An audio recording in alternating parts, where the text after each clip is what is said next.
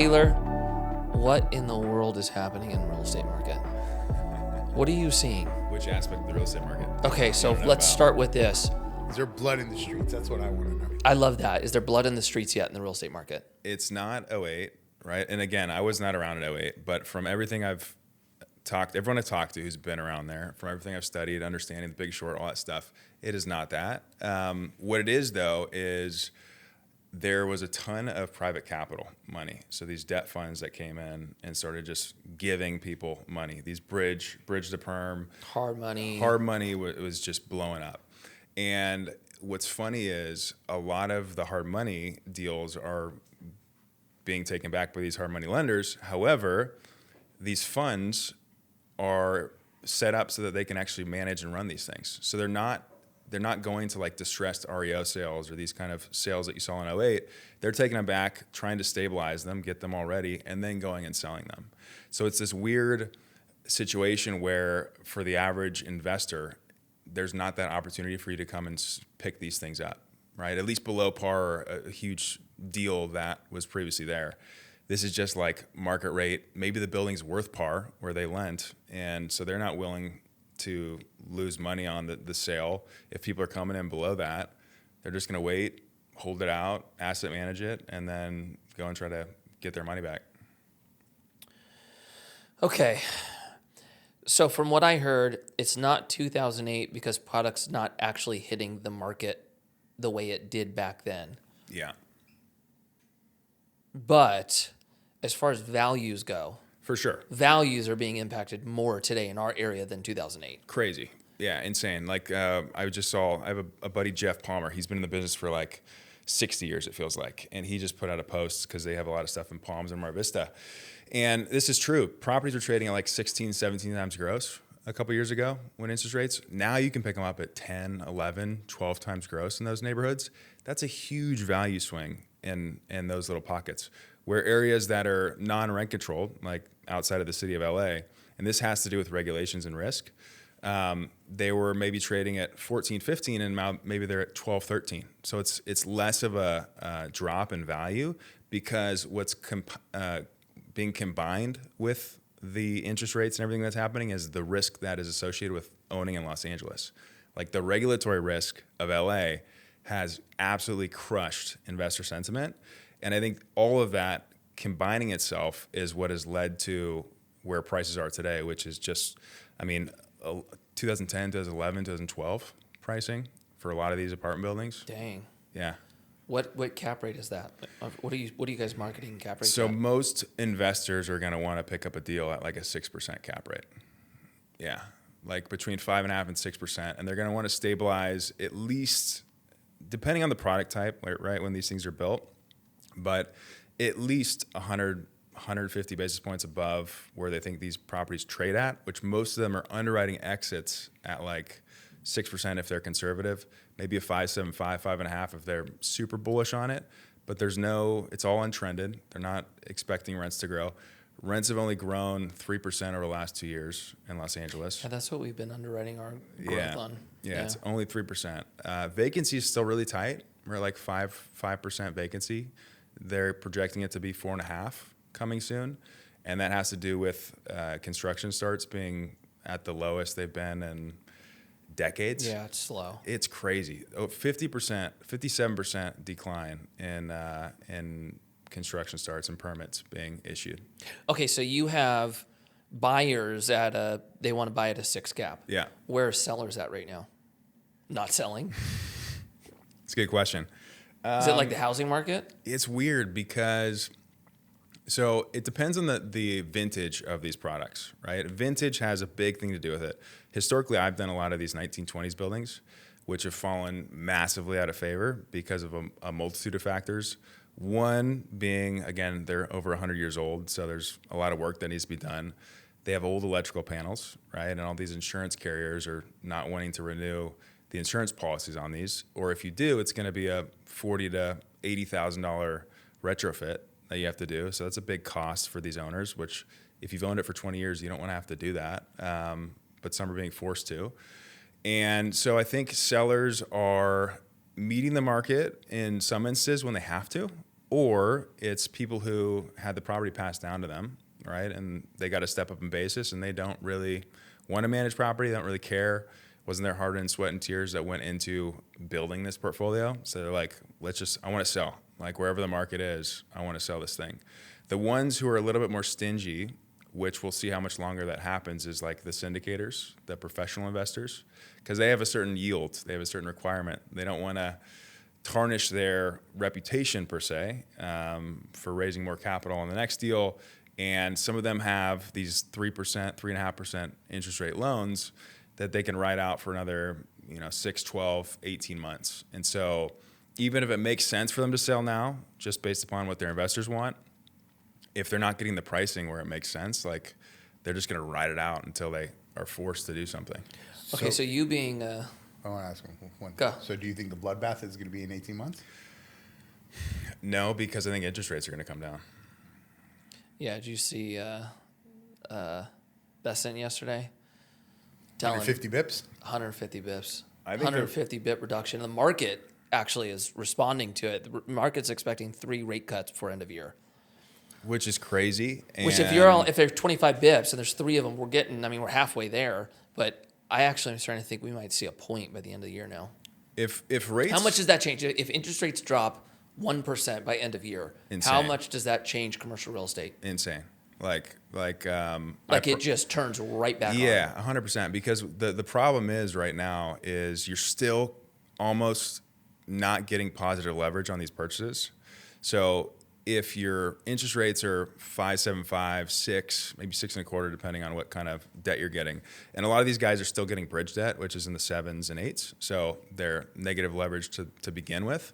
But if they can take perm out at low 5s, and you can buy a property going in above that, like people feel pretty strongly that maybe it's not going to be a 3-year flip, but if they hold on to it for 10 years, there will be returns in the making. So I think 2026 is going to be a fantastic year for brokerage.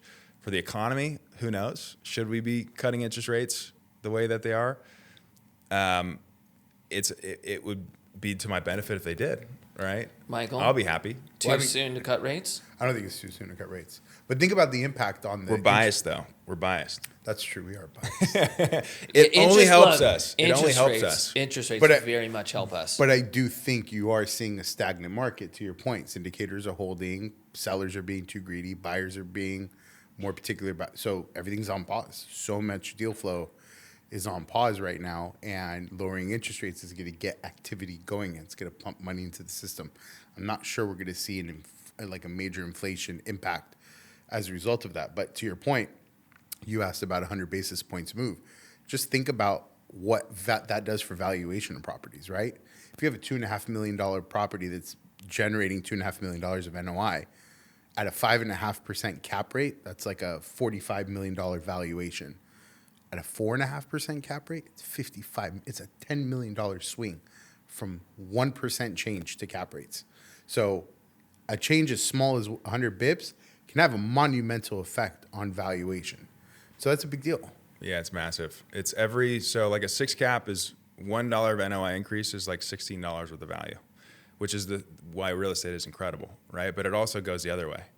So $1 less of NOI is $16 less of value at a 6 cap. Yeah. So, and then 5 cap, $20, and then you're at 24. So it's crazy when you start to compress this. And I think during the period of, the last 2018 till 2022, 2023, like that was a very strange time.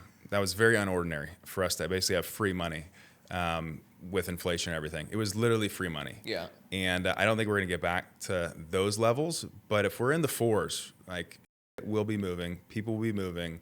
It's just going to be, I think, really, really hectic, to be honest with you. Yeah. How many people are putting their attention on gross rent multipliers versus cap rates when they're making buying or selling decisions? It depends on the investor, but I would say most people care a lot about GRM because with cap rates and the uncertainty of expenses, I think cap rates are it's a manipulated number, right? It's sometimes us as brokers, we put certain metrics that we think are fair in terms of expenses, In reality, that may be different. A lot of times we don't have all the full numbers of how the properties perform for the previous 3 years. And maybe there's a leak in, one of the units. And so there's 6 months that were thrown off. So it's hard to really get a clean number when it comes to cap rates. But a GRM, you can't really falsify. And so I think people feel comfortable wrapping their arms around, okay, I'm picking a deal up at sub 10 GRM. I feel good about that, right? Where on paper, it may be a 6 cap.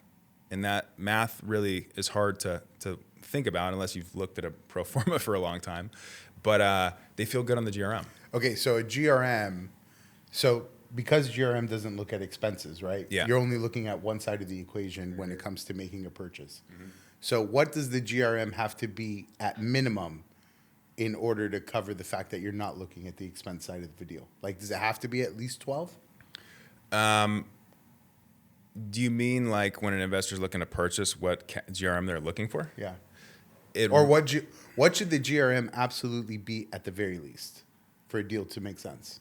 I don't think there's a minimum or a maximum GRM for a deal to make sense. I think in today's interest rate environment. Oh, hang on one sec. Before we get back into the podcast, I have a quick update. We just got 3 new apartment buildings that we're putting into our 6th fund, and it's in such an undersupplied market. So if you've always wanted to get into real estate because you want passive income, tax benefits, and appreciation, but you didn't want to do the work, I might have an offering for you. Check out communecapital.com/fund6. I'll also include the link in the description.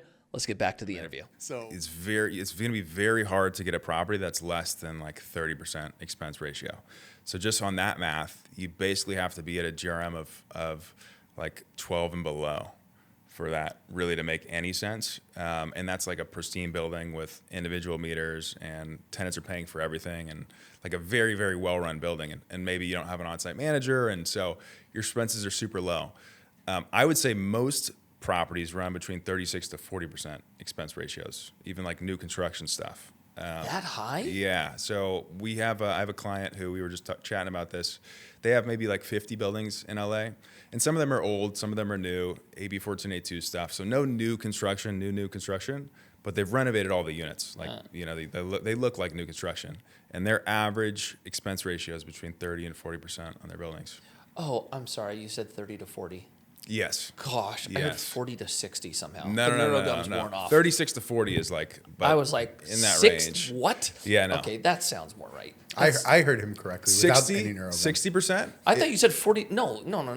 30 to 40 sounds actually in par. Yeah. I will tell you though, 1920s buildings. Oh yeah. It's 50 to 60. Yeah, I'm not surprised by that. It's When literally you 50 said, to 60. I'm tripping now. Shit. I took 40 to 60% expense on new builds. I was like, No. yeah. All right, so why would somebody invest in California? Why would somebody buy real estate in California? Supply demand fundamentals, truthfully. Like, I think California is one of the most difficult places to do business. I think everyone knows that. I think from a housing perspective, they make it extremely difficult for us to build. There's a lot of people in the Senate and the government trying to make it easier for us to build, but we're a state of NIMBYs. Like, that's what the state is. They don't want people to build. They like their house. And the reason they like that, too, is because their values keep going up if you can't build, right? Like, the less that people can have affordable housing or buy properties or have a bunch of new supply-demand fundamentals still work. So I think the headwinds of it being so difficult to build in California make it a very compelling investment thesis, like truthfully. And if you can wrap your arms around understanding what it takes to actually invest in California, you have a barriers to entry. You have a skill level that someone who has never dealt with California real estate or rent control or these legal loopholes, like it takes a long time to learn that.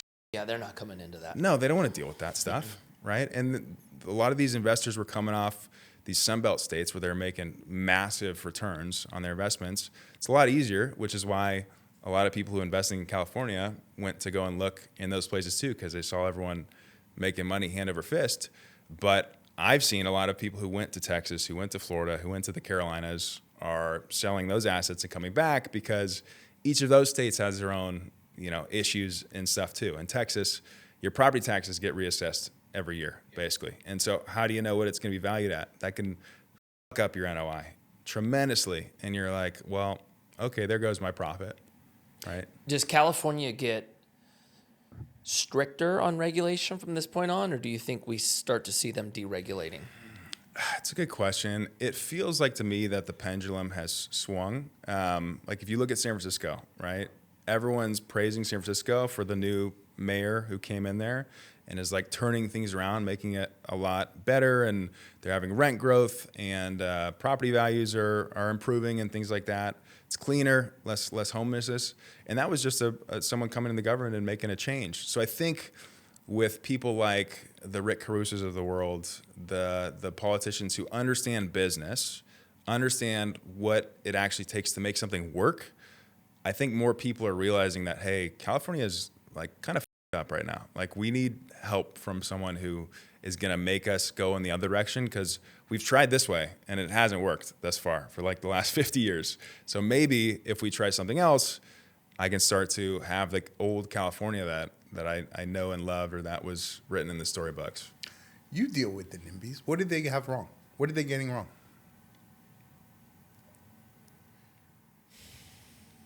What do they get wrong? What is it that they're getting wrong? Because you can argue that their intent comes from a good place, that they want to keep the culture and the integrity of their city as is. But what they don't realize is that the very effort that they're trying to achieve is backfiring on them, because affordability is not a reality in the scenario where you're not building. Well, yeah, that's always been my response to the NIMBY. Is like, one, I understand part of the argument. Like, you enjoy this place, you like it how it is, let's not disrupt it. And, you know, when they're talking about infrastructure not being sufficient to add to or to manage growth, all of those points I think are like very valid points. What I don't know how to square is when somebody who's a NIMBY says rents are too high or home prices are too high. I don't know what to do with that. It doesn't make any sense. Like, I don't know. If you're not willing to add new real estate and our population naturally grows, you will get to a point where real estate is too expensive. There's no way around that. So I've never understood that argument for them. You're already at that point. We're not getting to that point. Yeah, there's what, 450? Here we are. In LA, we're 450,000 homes short of what we're supposed to be, apparently. Yeah. Right? Like, and they still make it impossible for us to build. Yeah. Like the fact that I think what a lot of renters and a lot of people who would consider quote unquote NIMBYs is like, they would rather have short-term gain and long-term pain than the other way around. Right? And so they don't want to have the disruption of what they're used to, even though in the long term, it's probably better for their kids. It's better for their kids, right? That's probably humans in general. Yeah, of course. Yeah. And I think what's interesting too is I think the median age for someone buying a home is like up in their 30s now, like 34. It's higher. It's 37, 38 now. Yeah. And so my friends, I'm 29, the only people who bought homes, it's been with the assistance of their parents, right? Yeah. Like that's the only 100%. thing. And then, or the parents downsize or they move in with their kids. Like people aren't buying homes. It's ridiculous. In California, it's almost impossible. You have to make in like $400,000 a year to buy a home. A starter home. Yeah, and you pretty much have to be making that much at your like early stage of your career. Why would you pay $10,000 a month for a $1.3 million home when you could live in a fantastic apartment unit for $3,000 to $4,000? Same size, right? Maybe you don't have a yard, or you rent a home for $6,000 and you have the yard. Well, that's what I actually think is the craziest part, is it doesn't make sense to buy a home right now in California at all. Yeah. Right? Because if you can buy $1 million house, let's call it $1 million house. If you could buy $1 million house and your mortgage is going to be what, $8,000 a month right now? Yeah. You can rent the same house for $5,000. Yeah. Why would you not rent for $5,000? Because if your game is that you're waiting out interest rates to drop and then you're going to capture a refi and lower your payment, then that's why you would do such a decision. But you're playing a risky game. Yeah, but who says values are going to go up when interest rates drop on single-family homes? You're not. You're saying that your expense is going to go down when interest rates come down and you trigger a refinance. So then why not just buy when that happens? Because that would assume that the point that you made earlier is incorrect, and that when rates come down, prices are going to go up. I don't think they're going to this time. Maybe. I think home prices are going down this time when rates come down What makes you say that? because of the lock-in effect. I think the only thing holding up the market right now was the 30-year fixed sub 3%, which So we're never seeing again. All the people that We're are never sitting on seeing low that rates. again. 100%. So The people right now, right, the trend that you're starting to see on the single family side is a seller goes, I'm going to sell my house. They put it on the market and they're not getting what they want. They just delist it. They don't need, there's nothing forcing sales right now, right?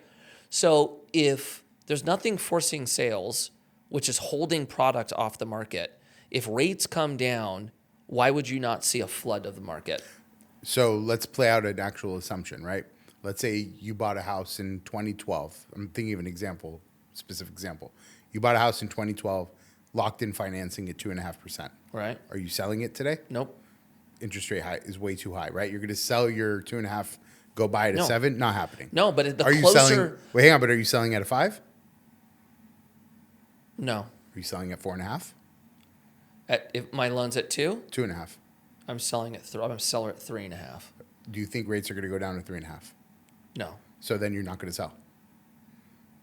No, I think rates are going to probably land at 4.5. Right. But if you wouldn't sell out of a 2.5 to go into a 4.5, you're not selling. So the market's not going to get flooded with your particular house. Right. No, but So that's what I'm saying. I don't think rates are going to come down far enough for that particular homeowner who's sitting on a 2.5 to want to actually sell, which is why I think as rates come down, arguably people are going to want to get even more money for their house to sell out of the 2.5 because they have to still have a yeah, but premium it's not about what on the seller exchange. wants. It's what the buyer wants, right? Well, fair, but the buyer So- can only get what sales or product is actually out there. Yeah, but okay. I guess I'll explain the way I'm looking at it. When rates went up in 22 in Southern California, what happened to home prices? Go ahead. They went up. They did not go down. We saw an inverse happen, which is not normal. But I But why did that happen? Because we don't have supply, and Because there's no supply And because- lock-in effect, Correct. and inflation, all of these FOMO at a crazy rate, right? There's a lot of those off of the table right now. FOMO's gone. This next generation, I think, could care less. Like they're done with it. Inflation's gone. 30-year fixed at 2% gone, right? Supply is the only thing that hasn't changed. But if you take all those factors off of the table, why do prices go up when rates come down? because I think that's the natural process by which the cycle goes. It is, but we're not in the natural process. We're yeah. coming out of the unnatural process. We are not going to be as affected by that natural process as other markets that are in equilibrium on supply and demand. But that doesn't mean that that's not going to happen at all. It will happen. So you may not see as big of a drop in valuations as a result of a reduction in interest rates, but I still think we're going to see a bit of a drop in valuations as a result of it. And so, you think there's going to be a drop in valuations when interest rates come down? I think it just, let me rephrase. You sound like you're on my team now. No. Sorry. Did I just word misspoke. salad you on my team? Rates are on going my to come team? down. The prices, I think, are going to go up a little bit, Oh. and I think that's going to be because more buyers will re-engage into the market as a result of it. That will cause sellers to want to potentially sell, and you'll see more activity happening as a result of it. I don't think the lock-in effect is going to flood the market, but I think the lock-in effect is going to restrict some, opening up others as well. It just depends on the percentage of people that are going to dump. But I think what Taylor just said is actually making me feel like it's even more of an argument for that outcome, which is the only people buying homes is kids whose parents are buying them for them. We're going to hit a point where there's just no buyers to afford it. Correct. If we don't build more. Yeah, but no single family is being built, right? It's all multifamily. Those deals don't make sense at all. I know, either. they make no sense. Yeah, zero. I mean, SFRs is an investment? and like build to sell, like spec Oh, homes. yeah. Like spec homes are super tough to pencil right now. I would say. Do you sell any single family stuff? No. Yeah, all no, multi- not really. yeah. We've done like some investor, lender, take back, small lot subdivision stuff, almost as either a package or individual, but that's rare and in between. I think with some of these new laws, maybe we might have to get further into it. But typically we're just on the multifamily side. What's interesting to me on the home stuff though is I think that if interest rates come down, prices will go up. I do think that there will be more people coming in. I do. And the reason I say that is because looking at human psychology, right? Like, why do people want a new car, right? Because it's new and they're tired of their old one. Why do people get leases, stuff like that? I still think that there is this, and it depends on what sector of the market. Anything 5 million and above, this doesn't matter, right? Very fair This point. doesn't matter at all. No, this is really first-time buyers. This is $1 million to $2 million price point at this point in time. That we're talking first home-time buyers. That is Really, it's actually sad. yeah. It's ridiculous. I do think though that our generation is a little bit more. They're willing to do a little bit different things, and what I mean by that is like maybe they're going to build an ADU and rent it out to someone to help offset this. Maybe they have their best friends couples they'll buy it, but they'll rent out a room with them, right? Like they're willing to do these things that I think a traditional investor or a traditional home buyer maybe had their white picket fence moment, thought in their mind. They're willing to figure it out to get that American dream of owning a home. Okay, so Taylor just said something, and this is why I don't think real estate prices are coming. This is why I don't think real estate prices are going up when interest rates come down. Because think about what happened when interest rates went to the floor. Prices for homes went up because you could afford more on your monthly expense ratio at a higher valuation of home, right? Then it peaked, and then rates went up, and there was no change. There was no decrease in valuation. Correct. Right? So why would we expect? But why? Because of supply. It was also because as rates went up, people that were locked into low interest rates were not willing to sell to go into a higher interest rate. Yeah, So okay. the market availability just didn't exist because there was no longer relative parity in interest rates that you were going out of and going into. Okay, right. But hear me out with this one. I think I'm about to lock you guys both out and have you on my team. You can afford, you got $5,000 a month that you get to spend on housing, right? And at 2% interest rates, I can buy up to 800 grand. That's my cap, right? Okay, rates go up. Real estate prices do not come down. I'm still capped at my 5 grand. And there has not been a decrease in real estate prices, okay?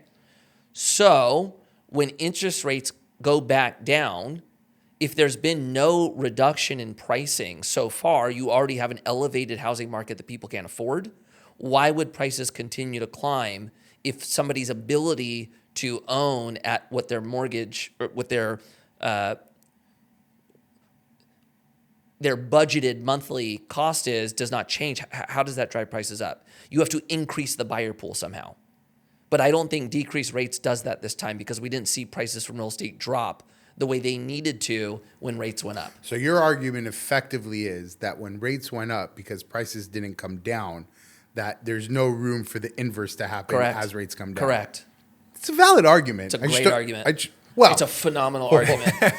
Most Most importantly, not a great it's argument. the correct argument. Not a great argument. It's a valid argument. I think we'll see. We'll see because I think it's going to happen. Yeah. So we'll figure out. For everyone We'll right. revisit this in a year and a half. Yeah. For everyone who's listening, please leave this. Please leave a comment. Do you think that Whose side are you on? whose side are you on? Mikey's side or Michael and Taylor's side? See how we did that? Yeah. Mikey's side? All right, we will see. I'm praying for you, Gen Z. This sucks out there. Absolutely. What's your thoughts on that? Are you seeing a lot of the conversation right now where Gen Z is, I know you're seeing that Gen Z's complaining that this sucks and the American dream's dead. For sure. And now you're starting to see a clapback from millennials going, you have it way better than us, stop complaining. What's your thoughts there? I think Gen Z is one of the most creative, unique generations we've seen in a long time. Are you Gen Z? No, I'm millennial. Okay. I'm like a millennial by like a year and a half or something like that. I thought it was Gen Z. You're a millennial? 96, yeah. Damn. Yeah. That makes me feel young. I'm a millennial too. I just had an intern who was born in 2004, man. Like that was crazy to me. That made me feel old. Right? We just hired somebody that was born like 2001. No, 2000. When was 2002. 2002. Yeah, it blows my mind. Like, Yeah, it still Zane's an employee of ours. 2002 birth. it doesn't even feel Crazy. real. But Okay, so you think the new generation's creative and you're optimistic about them. yeah, man, look how much money they're making on the internet. Like all these old people, and myself included, I would even say, is like, wait, these people are clipping YouTube videos and they're making $5,000 to $10,000 a month from other people's things, and they're like figuring it out and just doing it remotely. Like, what? How are you doing that, right? Or they're getting creative with having a bunch of people go and rent a 5-bedroom house, and they're paying $1,500 a month, and they're okay with that because they're together. They're building this community. They're doing the social media stuff together, or they're building businesses, or they're creating AI startups, or whatever it is. I think that the Gen Z are willing to not necessarily need all of this, like, white picket fence and dog and with a yard and all this stuff. They're willing to have more of a community focused environment. Like, they want to be around their friends. And if that's a sweet apartment complex, right, or a big house that they rent out together, I think they're willing to do that instead of having to be in the suburbs by themselves raising a kid. And again, one of the reasons I think a lot of people went to the suburbs because they were having kids. And Gen Z, millennials, like, they're not having kids. So why go to the suburbs? Like, what is there for you over there besides land if you need it? But then you go on the weekends and you go, camp, Airbnb, whatever it is.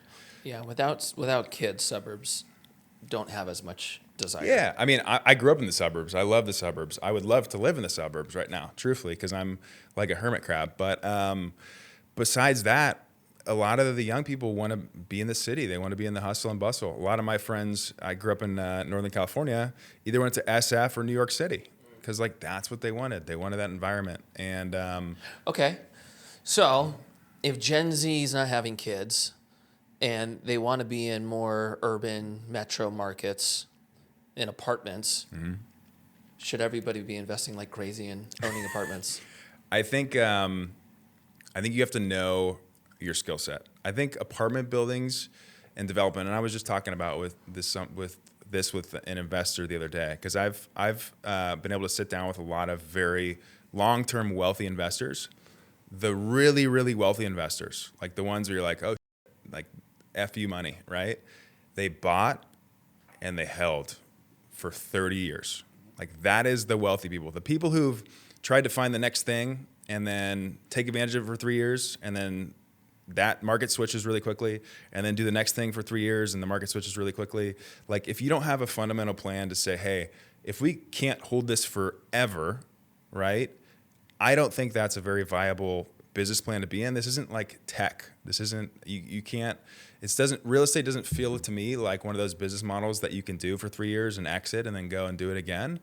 People have tried to do that with syndication and all this stuff. But I believe that if you have the mindset of buying and holding forever, real estate and apartments is a fantastic investment to be in, especially in California, because I don't see the supply and demand getting much better, especially with how many homes we need to build.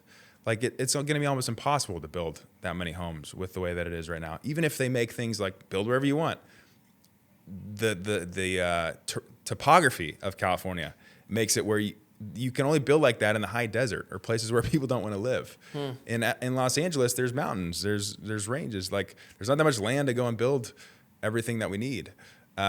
So for me, like, would I invest in apartment buildings? Absolutely. It's because I know it. Would I go and invest in an industrial building? Only if I knew someone who specialized in industrial and I trust that person and can understand the fundamentals. I think if you understand, or if you're working with someone who understands it, it could be a fantastic way to have long-term generational wealth, because everyone needs a place to live. And again, like what we've been talking about, supply and demand, the fundamentals make sense in California. Yeah. I was on a call yesterday with a investor looking at a project of ours. And before I even asked him anything, that's what he led with. He was like, yeah, you know what? Like, multifamily, the fundamentals here make sense. And we need housing. And I was like, anything else you want to tell me? It's like, here, you can sign right here. Yeah, please. Yeah. Please. I was like, you're doing a great job pitching my investment. Why do you think investors get it wrong then on being so I don't know if I want to say short-sighted, but why do investors want to get out so quick if that's not what the wealthiest people have proven is the incorrect I just think model? it's the generation of today, right? Everything is moving so fast. People are making money to this point so quickly. Like, you have a kid who's making a bunch of money on TikTok and YouTube, and they just got used to this cadence of being able to turn capital very quickly. And so the thought of a 20-year investment sounds insane to them. I mean, how many people are we talking to now that are Gen Zers No, you're right. that have money, and you talk to them about, hey, look, I never want to sell my real estate, and that to them sounds nuts. Yeah, 5 years. That's Yeah, it's like I want to know, how do I get my money out in 5 years? What, you would not want to get your money out in 5 years. Yeah. That's the whole point Yeah. of this. Yeah, 5 years. Once you start talking past 5 years, It for should be a lot of savings people, it gets account. hard. People should look at it as a savings account. Okay, so that's such a good point, and I've never understood this one. Everyone is okay looking at their home that they own as a savings account. Why is it so difficult for them to look at an actual investment that way?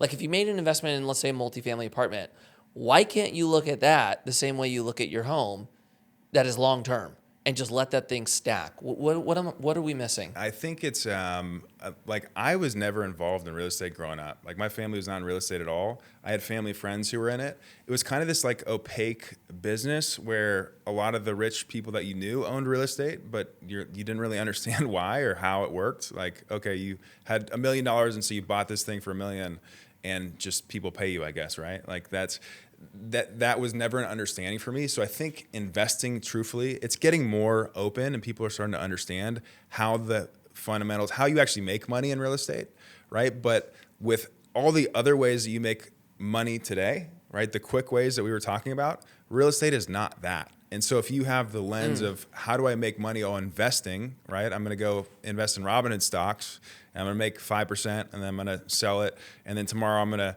hit the cliff and buy down here and whatever. I don't even follow days trading stocks, but the fundamental investing words, like, it's the same word, but it's two different vehicles that you're looking into. Right. So I think it's like a linguistics thing. I have yet to hear a single person make a valid argument to me on why investing in, let's say, a development deal doesn't make sense. When you put your money in, the property gets built, at some point you have an asset that's worth significantly more than what you paid to get it and to build it. And now you can refinance out of that property, pull a bunch of your cash out, even if you grab 50% of your investment, and now you have money in hand to go do the next thing, and you still own 100% of the investment of the property itself. And now your cash flow and your net investment is upwards of 15-20% cash on cash yield. How I have yet to hear a single person explain to me why that's not a good investment to make. And that's the part that seems so short-sighted on the younger generation today, is they don't see the value of that type of business happening. They're too fixated on get my money out within 5 years. And it's interesting because how many of these young guys are investing in, like, the crypto sphere? They're not talking about selling crypto in 5 years. No, it's just the thought that they can liquidate. Yeah. That's what I think it is. I think there's a misdemeanor in terms of real estate being liquid or illiquid, right?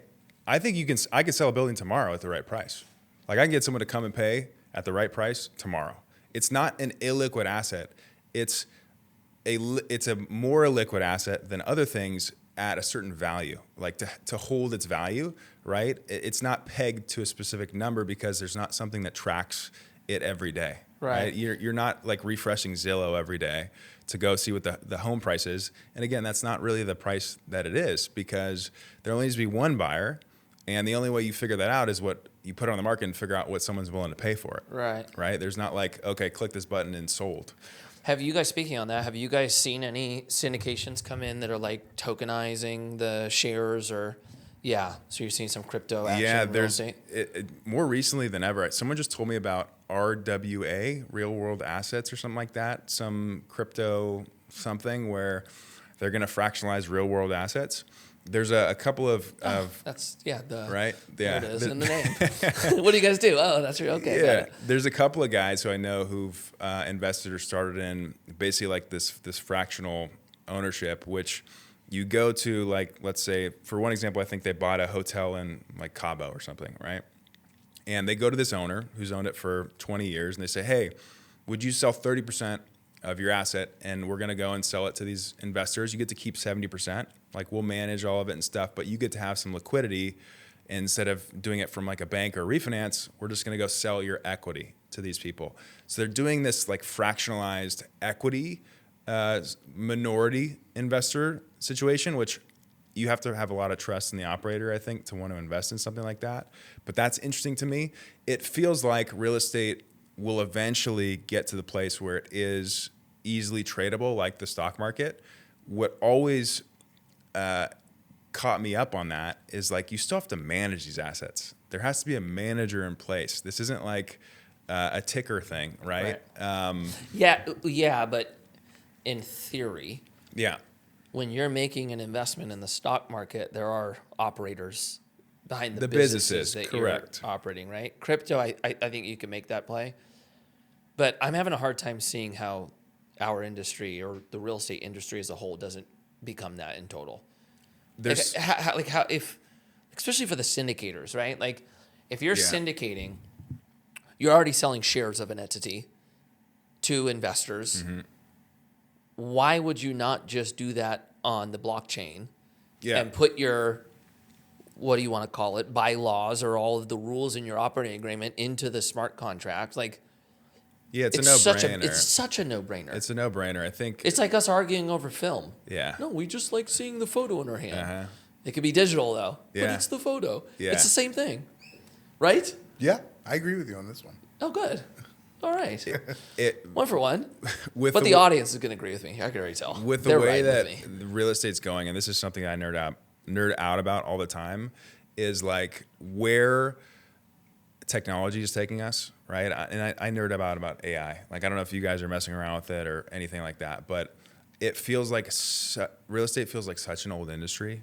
Yeah. And why is title the way title is? Why is escrow the way escrow is? Why does it take 45 days for me to get a loan from a bank? Like, this is some dumbass shit. Yeah, that's all. That's why I think this. Dumbass.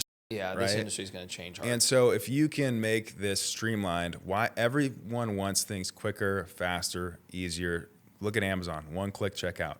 Our apartment building is going to be one-click checkout. I don't know, maybe. Is buying a home going to be a one-click checkout? I don't know, maybe. But we're heading towards it being a much more streamlined process. And if blockchain and crypto and those things make that possible, people are going to go to what makes their life easier. They're going to go to the thing. Yeah, we're going to get to a point where you're going to buy a house with a double click on your phone. No doubt about it. You do everything that way. We already do everything that way. Once they can secure your investment decision based on a face scan, this thing's over. That's exactly where we're headed. Why would we not? Our cars drive without us. Why would we not be able to buy an investment with a double click the way you can on Robinhood right now? Or on the crypto exchange. You could already do that in a much larger investment world than ours. Yeah. It's happening, boys. Do you agree with me, Michael? I do. 2 times. You're 2 for 3 today. Let's go. I'm 100. You just missed the first one. I'm 100% of the, including the audience. No. Dude, Taylor might even be on my side now. All right. Are you seeing any AI plugged into real estate management yet? Yeah, for sure. In what ways?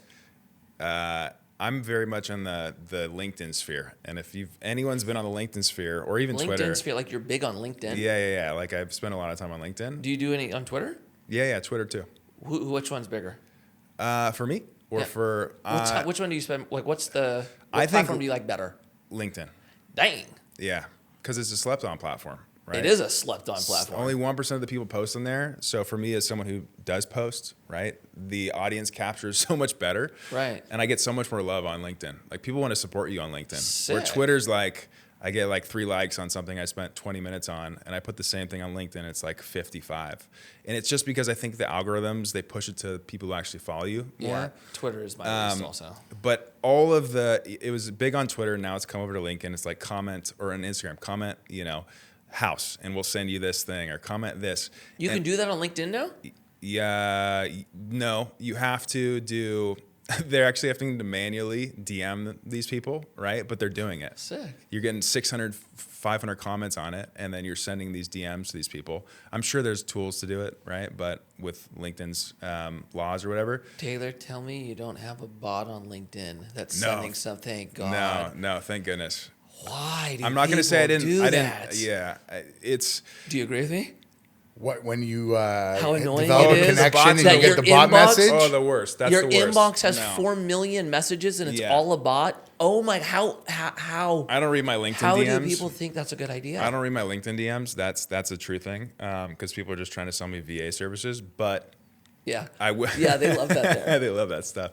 What I will say is, I'm seeing every day more and more people in the industry who are exploring these tools, like connecting their appfolio to make.com, to ChatGPT, to Claude, to having their own MCP servers on their desktop, and then having their own Notion database that has everything about a property. Like, it is going to get to a level, and I have this thesis, right? I think that in 5 to 7 years, there will be AI landlords. And what I mean by that is you're going to basically be able to hire like an AI landlord to run, optimize, do everything for your investment property, right? And maybe it's run by like a third-party service or a company, and you can pay $99 a month to have an AI landlord who does everything for you that goes behind running an actual property. Because really what ownership is they're open loops that you have to close all the time, and it's repetitive things. And so if you can have a human in the loop at a certain point to make a final decision, but everything else are these other repetitive tasks, why wouldn't you automate that? You have to, right? It's the way that things are going. And the smart person who is able to really, where the value is the data, which that would be an hour conversation about where the actual value is. Like, companies like CoStar scare the shit out of me. Like, the amount of data they have, It's crazy. they're just too slow. Yeah, they're too slow moving to really take advantage of it. But it'll get to the point where you will have AI landlords who basically run your building better than anyone can imagine. That's interesting. It's true. Oh, now you're agreeing with him again. Jeez, bro. Well, I agree with him on this subject. I agree with him too. I agree. I think that's Well, but think about it. If you are a landlord and you have AI integration into Yardi or Appfolio, no, 100%. and you get a text, all your tenants have a number that they can text, say plumbing's off. AI is going to automatically generate messages to all the local who wants it. Go grab it. Boom! It's going to be so much more efficient than somebody doing it manually. 100%. Oh yeah, where are we? Like, we're plugging in a lot of this stuff, like HubSpot just now integrated, or ChatGPT now integrated into HubSpot. That was a great hack. Yeah.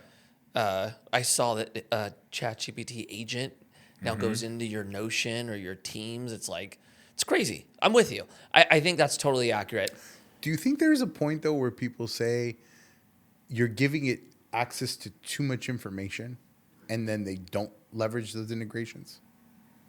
My wife asked me this the other day. ChatGPT asked her something, and she's like, "Is it safe for me to give this information into them?" I think I think we crossed that.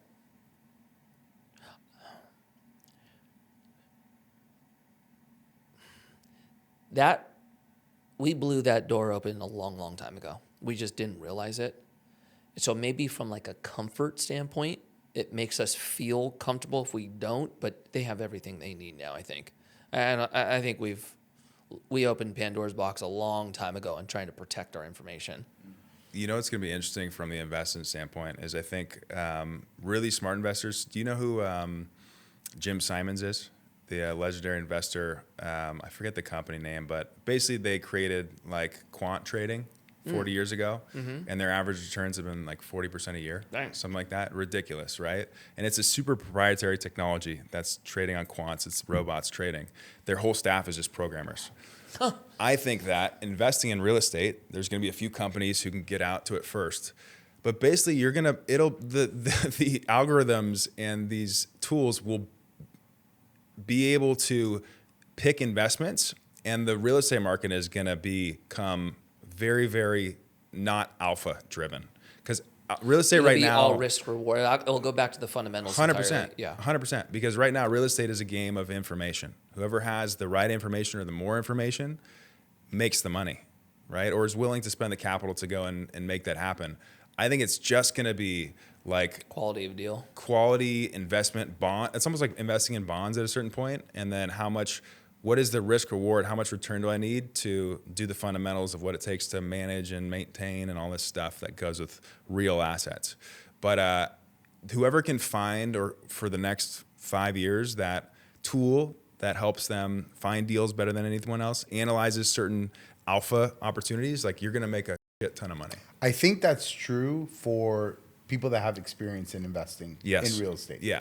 But for the people that don't, or the ones that are just getting started, I actually think that's going to be information overload, and they will go into major paralysis. Oh, we had this. This is another opportunity for us to disagree, because we talked about this one, right? I actually took a different stance. I think we're going to get to a point based on what age demographic we're talking about.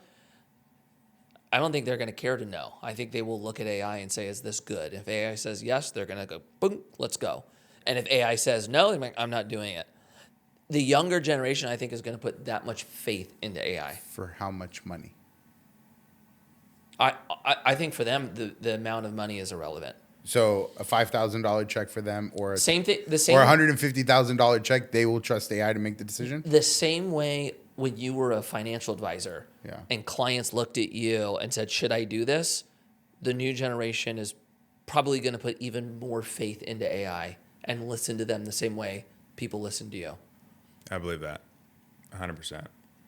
There will Jump always on over, be, baby. I feel like there will Jump on always be over. a human element to it. And I think it's going to be more from a relationship No, perspective. I used to agree. I don't agree anymore. You think they're just going to be like, I don't want to talk to humans? No, I think the way AI is going to be able to communicate, like if you use the Yeah. bro, a year from now, Yeah. dude, people are gonna like that thing's gonna get so good. You're gonna look at it like your friend. My wife said this when the last ChatGPT like 4 or 5 was up, right? My wife was like calling it her bestie, right? Jen was like, dude, this thing knows me. It talks to me like it's my friend. Sounds like you need to work on your marriage a little bit. No, bro, get out of this office and go ask people. This is a whole thing happening. That's why they changed ChatGPT 5 to not be so personal, right? Oh, really? But I actually think when we start getting into robot world, and like, what was that movie? Wall-E? No, not Wall-E. The guy who fell in love with the computer. Her. Yeah. Bro, that is coming, dog. I know. It's really That scary. is so coming. And I still see a lot of gaps and holes in ChatGPT where it gets things wrong all the time.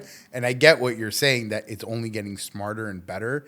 But I have yet to me personally, I've yet to make an investment decision solely based on the inputs given to me by somebody else without me determining for myself whether or not it's Watch the right this, call Taylor. to make. Watch this. What do you value more, your money or your life? My life. Okay. How much faith do you put in your Tesla when you hit auto drive? A decent amount. Not like you. Hence why. So you Actually, trust. no, I'm not going to say it on this podcast. So you trust. I'm not going to say what happened in 2019 on this podcast. So you trust. With the faith of autopilot and me being in the passenger seat. So and almost you dying at trust the hands of Mikey AI. driving. You trust AI with your life right now in your car, but you're saying you wouldn't trust AI with an investment decision? I have a limited amount of trust in the AI of my car, the same way I have a limited amount of trust in AI with my investment decisions. Oh yeah, now he's capping for the people. I've No, driven with you no. long Think enough. about it. Yeah, you. Yes, I'm aware. But what I'm saying is that you will trust it. I don't know if you will trust it implicitly and blindly. I fully do. I 100% do. I think we have bigger problems in this world if that happens. What's going to be interesting is the speed of what it's going to allow us to do. 100%. So we're building something, just kind of around with it right now, of a development feasibility AI. So you can basically give it an address, and it'll build out a whole feasibility study. Oh based yeah. upon all the data. This is what I told you the other day. I think we're headed there, where you just put the address in and it does your entire study, your underwriting, does all of it, and tells you, here's your untrended yield on. Okay, so let's play out a scenario for a second. Give it to me. Right? You look at a piece of let's say AI is exactly where you're saying it needs to be. Okay. Okay? You look at a piece of property and you tell chat, build out a pro forma and tell me if I should do this deal or not. Yeah. And it ultimately spits out, yes, you should do this deal. It's fire. You do the deal. You and I both know real estate has a lot of unknown variables that come in after you make the investment. Hold on, right? Fast forward down the road, and now all of a sudden the deal not looking good, has issues, has problems, and you get scared because emotion is still a variable that even financial advisors, to your point earlier, can't overcome necessarily with their clients, right? Like there are many times where I've counseled a client to do something and they were too afraid to follow that decision and they went because emotion is a very big driver of decision making when it comes to money. So that happens. And even if chat tells you then, no, not the time to sell, this is the time to hold on to it, it's going to be fine, everything will be okay. How do you overcome that emotional there's response? two different things, right? There's the comparison I would make is right now what happens in our company, right? Jerry will build out a great pro forma. We don't go invest off the pro forma. We will still go to the property. We'll walk the property. We'll get to know the area. You would still do that with AI if you're active like us. I just don't think we need a team underwriting deals anymore. I think you put the address in, it populates the entire market study and pro forma for us like that. Then we probably have Jerry overview it. Then we go get to business as usual. So we just saved, thousands of dollars and a week of building it out. But that's a different argument you're making earlier. A passive investor is a different calculation. Hold on. Ryan is smiling because he knows Give it to me. I'll that I'm correct in that. I woke up in for that this. about 7.5 minutes ago in this video, Mikey stated that people will just tell ChatGPT, this is the property, should I do it? And they will do it based on what Chat's response is. No. They won't do their own. See, he's nodding. I can see it in my peripheral vision. That people won't make an investment decision blindly. And I agree with that. If you're saying they will use it as a tool, but reinforce the recommendation with their own ability. But that was the point I was making earlier. They will go into paralysis based on the amount of data that ChatGPT will spit back or whatever AI tool. No, it's why I gave you the analogy of a client for an advisor. I was talking about passive investors. It's a whole different thing if you're saying a passive investor is going to use ChatGPT to tell them if they should say yes on an active investment. That's not what I'm saying. I'm saying if you're a passive investor right now looking at a financial advisor on what you should or shouldn't invest into the market, AI is going to solve that for you. They're going to have more trust in that over the advisor. I think AI is going to do the same thing when a passive investor is looking at our company, venture, tech, any type of passive investment. For an active investor like us, I think AI just becomes a productivity tool. But imagine this, right? So we were talking about feasibility, construction feasibility, right? Imagine that you have the AI who's connected to all of the vendors, every vendor possible, right? From your lumber to your steel to everything. They track the bond market so they can predict where prices are going to be for all the construction costs. They're also going to track the interest rates. They're going to go and scour every single lender who would lend on a product like this. They're going to look at every potential outcome of if it doesn't get voted in city council, if it doesn't, what's the percentage of likely of this happening? What's the best unit mix based upon the actual amount of growth that is happening? It is going to have so many levels of detail that even a genius underwriter would take forever to do, and it's going to have historical data forever, right? Not to say that it's going to be correct all the time, but if you're tied into every single aspect of what it takes to get a deal from dirt to actually a finished product, and it can basically have an actuarial level of detail in terms of what the risks and rewards are, that is powerful. That is crazy. And that's where people will get paralyzed. Do you agree? No, I disagree. Oh, gosh. I completely disagree. You're on an island, bro. I hear you. But you know what? Sometimes you got to be man enough to stand up on that island. Have you been like, hey, ChatGPT, I'm looking for a blender. Can you find me like 5 blenders, highest rated, best one, cheapest one? And it comes back to you and it gives you like a blender that you were looking on Amazon for $300 and it's at $125.